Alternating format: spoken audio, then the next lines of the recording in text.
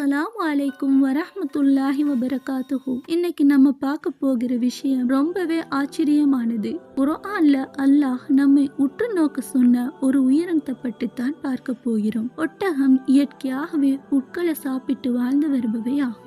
ஆனால் சில அரிதான நேரங்களில் புட்களோடு மறைந்திருக்கின்ற பாம்பையும் சாப்பிட நேரிட்டுவிடும். அப்போது அது சாப்பிட்ட பாம்பினுடைய கொடிய விஷத்தின் வெப்பத்தினால் கடின தாகம் ஏற்பட்டு தண்ணீரில் வந்து நின்று கொள்ளும். தண்ணீரை குடித்தால் விஷமானது உடல் முழுக்க ஊடுருவி சென்று மரணம் நேரிடும் என்பதற்காக தண்ணீரை அருந்தாமல் தாகத்தை தாங்கிக் கொண்டு இவ்வாறு 8 மணி நேரம் நிற்கும். அப்போது அதன் உடலில் இருந்து இந்த அதிசயம் நிகழும். அதன் கண்கள் கண்ணீர் துளிகளை வெளியாக்கி அதன் கண்ணிமைகளில் உள்ள ஒரு சிறிய பைகளில் தேக்கிக் கொள்ளும். அதாவது பாம்பை சாப்பிட்டதின் பின் வெப்பத்தினால உண்டான கண்ணீர் துளிகள் இவ்வாறு சேமிக்கப்படுகின்றன.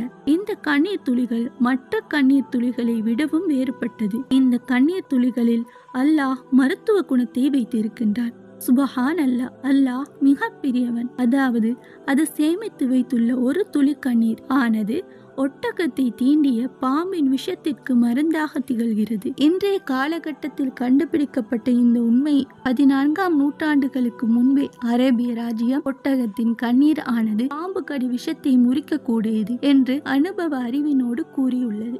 இன்னும் அல்லாஹு தாலாவின் அற்புதங்கள் சொல்லிக் கொண்டே போகலாம். மனிதனுக்கு சன்கிளாஸ், சூரிய கண்ணாடி இவை பற்றி தெரிவதற்கு பல காலம் முன்பே ஒட்டகம் அவற்றை அறிந்திருக்கின்றன. இவற்றின் கண்களில் ஒளி புகும் 3 கண்ணிமைகள் இருக்கும். சூரிய கதிர்கள், பாலைவனத்தில் வீசும் புயல் காட்டின் தூசிகளில் இருந்து கண்களை அவை பாதுகாத்துக் கொள்ளும். இந்த அற்புத படைப்பை உருவாக்கிய அல்லாஹ் மிக பெரியவன். அல் குர்ஆனில் 88:17 வசனத்தில் அல்லாஹ் கூறியுள்ளான், பிஸ்மில்லாஹிர் ரஹ்மானிர் ரஹீம்.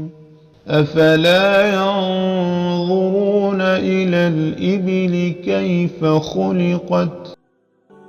ஒட்டகம் அது எவ்வாறு படைக்கப்பட்டுள்ளது என்பதை அவர்கள் சிந்திக்க வேண்டாமா?